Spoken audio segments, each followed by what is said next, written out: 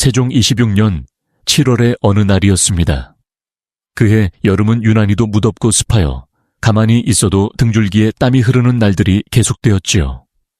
경복궁의 기와지붕 위로 내려앉은 공기는 물기를 잔뜩 머금은 소미불처럼 무거웠고 매미들조차 지쳐서 울음을 멈춘 고요한 아침이었습니다.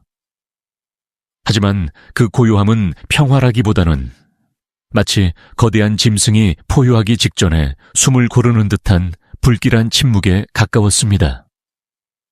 궁궐을 오가는 내관들의 발걸음은 평소보다 빨랐고 서로 눈빛을 교환하는 나인들의 얼굴에는 알 수 없는 불안감이 스쳐 지나갔습니다.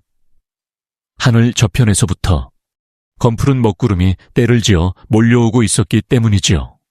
궁궐의 깊은 곳, 연생전의 처마 밑에도 그 무거운 바람이 닿았습니다.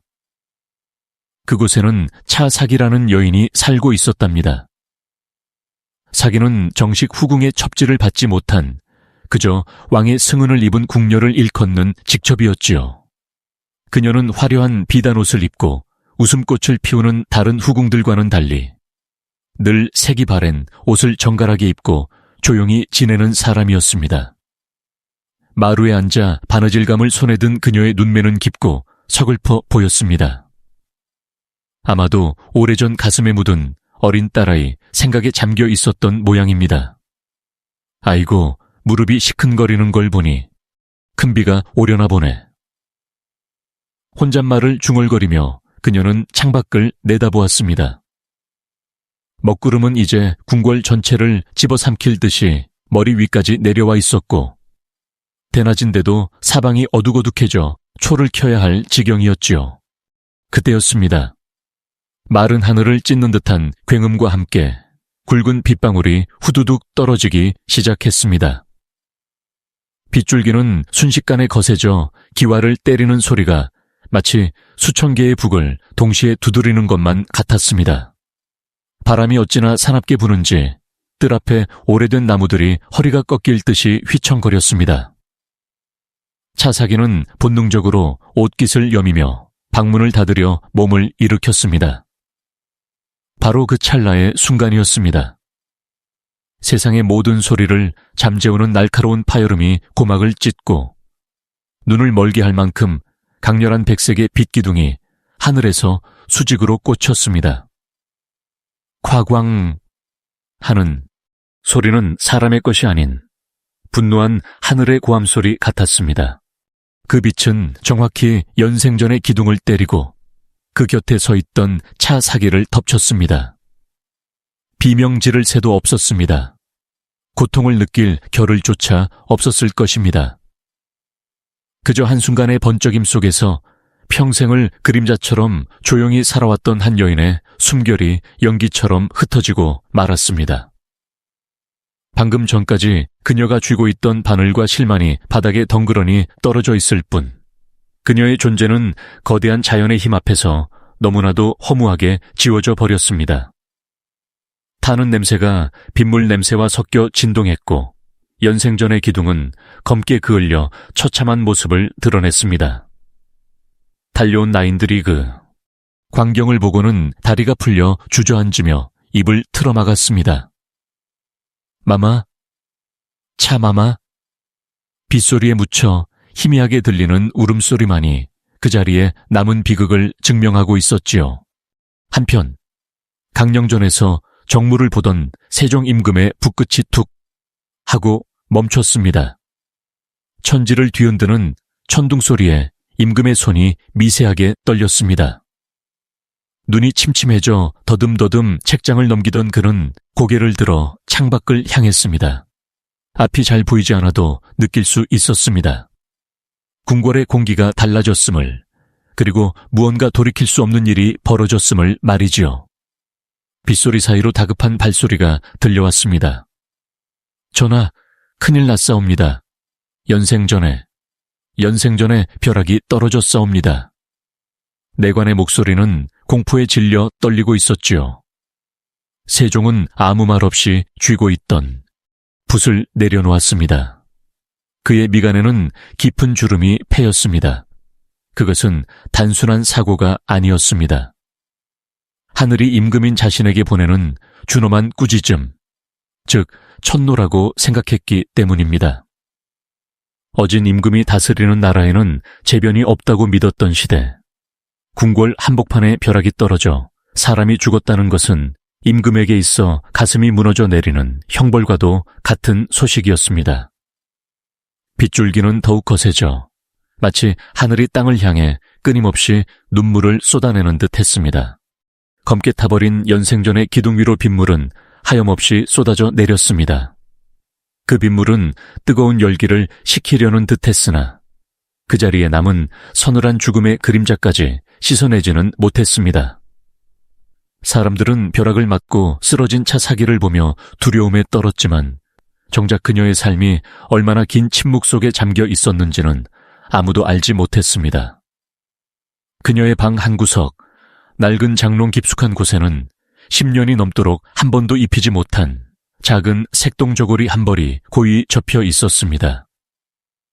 10여 년 전인 세종 12년, 그녀에게도 세상 무엇과도 바꿀 수 없는 귀한 딸이 있었습. 니다. 비록 왕비의 소생은 아니었으나 어미에게는 눈에 넣어도 아프지 않을 옹주였지요. 하지만 그 어린 생명은 첫 돌을 겨우 넘기고는 이승의 인연을 다하고 말았습니다. 아가, 우리 아가. 밤마다 이불을 뒤집어 쓰고 삼켰던 그 울음들이 13년이라는 세월 동안 차곡차곡 쌓여 그녀는 이미 속이 텅 빈 고목처럼 메말라 있었는지도 모릅니다. 그러니 그날의 벼락은 어쩌면 홀로 남겨진 어미를 저승의 딸에게 데려다 주려던 하늘의 거친 손길이었을까요?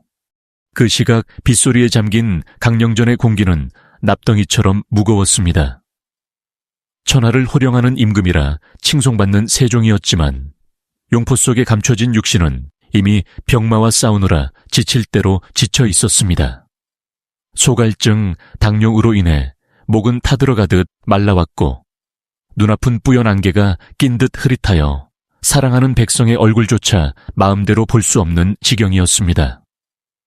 지팡이 없이는 몇 걸음 떼기도 힘겨운 그에게 세상은 너무나 가혹하고도 무거운 짐이었습니다. 임금은 떨리는 손으로 마른 세수를 하며 깊은 한숨을 내쉬었습니다. 내가 나의 부덕함이 죄 없는 이를 죽게 만들었구나. 그의 목소리는 빗소리에 묻힐 듯 작고 떨렸습니다. 그는 자신의 몸이 부서져라 백성을 위해 글자를 만들고 농사짓는 법을 고치려 애썼지만 하늘은 그 노력에 대한 답 대신 벼락이라는 재앙을 내린 것만 같아 두려웠습니다. 특히나 새로 시행하려던 세법, 전분 6등법을 두고 조정이 시끄러운 때였습니다. 백성의 짐을 덜어주려던 그 뜻이 하늘의 뜻에 어긋난 것은 아닌지 밤잠을 설치며 고민하던 차였습니다. 그런데 하필이면 왕비가 머무는 처소 바로 곁, 그 조용한 여인이 머무는 곳에 하늘의 불호령이 떨어졌으니 마음 여린 성군에게 이보다 더 큰 형벌은 없었을 것입니다. 임금은 흐릿한 눈으로 어두운 허공을 응시했습니다. 그의 눈에는 벼락 맞아 검게 그을린 기둥이 아니라 평생을 숨죽여 살다간 한 여인의 원망, 어린 눈빛이 어리는 듯했습니다. 이 모든 것이 나의 과오로다. 임금의 운걸거림이 텅 빈 방 안을 맴돌았습니다. 그날 밤 세종은 잠자리에 들지 못하고 부처님 앞에 향을 피웠습니다. 유학자들이 들으면 기함을 토할 일이었으나 불안한 마음을 달랠 곳은 오직 자비로운 부처의 품뿐이었습니다. 향 연기가 가늘게 피어올라 빗물 젖은 공기 속으로 흩어졌습니다. 하지만 임금의 가슴 속에 자리 잡은 불안감은 그 연기처럼 쉽게 사라지지 않았습니다. 이것은 끝이 아니라 시작일지 모른다는 불길한 예감이 류머티즘으로 쑤셔오는 관절 마디마디를 타고 스산하게 기어 올랐기 때문입니다. 궁궐 밖에서는 여전히 비바람이 몰아치고 있었고 조선의 가장 위대한 왕은 촛불 아래서 작고 나약한 인간이 되어 홀로 떨고 있었습니다. 마치 다가올 더 큰 비극을 예감이라도 한 것처럼 말이죠. 차 사기의 죽음을 알리던 그날의 천둥 소리는 헛된 공포가 아니었습니다. 불길한 예감은 언제나 슬픈 현실이 되어 찾아오는 법이라지요. 그해 여름의 비극은 마치 둑이 무너진 것처럼 왕실을 덮쳤습니다. 사랑하는 아들 광평대군이 덧없이 세상을 떠나고 그 충격이 채 가시기도 전에 평원대군마저 형의 뒤를 따랐습니다. 자식을 앞세운 슬픔을 그 무엇에 비할 수 있을까요? 평생을 임금의 그림자가 되어주었던 소혼왕후마저 가슴에 맺힌 피멍을 풀지 못한 채 끝내 임금의 손을 놓고 먼 길을 떠나버렸습니다. 화려했던 궁궐은 이제 정막만이 감도는 거대한 무, 덤과도 같았습니다. 눈이 거의 보이지 않게 된 늙은 임금은 텅 빈 대전에 홀로 앉아 보이지 않는 허공을 향해 손을 뻗어보곤 했습니다. 손끝에 닿는 것은 차가운 공기와 묵직한 고독뿐이었지요. 임금이나 천한 궁녀나 죽음 앞에서는 모두 똑같이 가여운 목숨일 뿐이거늘 세종은 지팡이에 의지해 경회루 연못가를 거닐며 나직이 읊조렸습니다. 예전 같으면 유학자들이 벌떼처럼 일어나 반대했을 불경 소리가 이제는 임금의 유일한 위로가 되었습니다. 그는 깨달았습니다. 하늘의 벼락이 내리꽂힌 곳은 연생전의 기둥이 아니라 바로 인간이 가진 오만함의 정수리였음을 말입니다.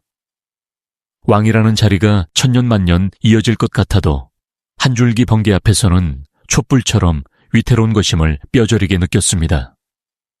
그 깨달음은 역설적이게도 병든 임금을 다시 일으켜 세우는 힘이 되었습니다. 더 이상 하늘을 두려워하거나 운명을 원망하는 대신 남은 생명을 다해 해야 할 일을 찾았기 때문입니다. 그는 밤을 지사으며 훈민정음을 다듬고 또 다듬었습니다. 눈이 보이지 않으면 손끝으로 글자를 만져가며 혀가 굳으면 마음으로 소리를 되뇌면서 말이지요. 이 글자는 단순히 백성을 똑똑하게 만들기 위함이 아니었습니다. 억울하게 죽은 차 사기처럼 그를 몰라 자신의 고통조차 세상에 알리지 못하고 세우러져가는 수많은 백성의 눈물을 닦아주기 위함이었습니다. 내 비록 육신은 썩어가나 이 마음만은 저 백성들 곁에 영원히 남으리라. 붓을 쥔 그의 손은 앙상하게 말랐으나 그 획을 긋는 힘만은 그 어느 때보다 강인하고 따뜻했습니다.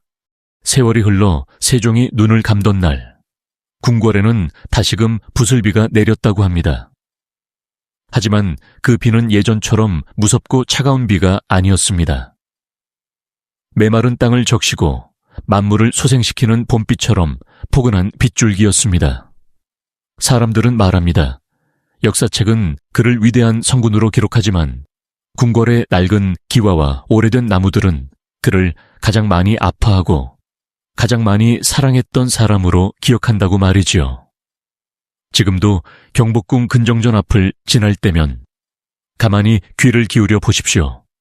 바람소리 사이로 백성의 아픔을 껴안고 밤새워 고민하던 한 늙은 임금의 기침, 소리와 그가 남긴 따뜻한 위로의 숨결이 들려오는 듯합니다.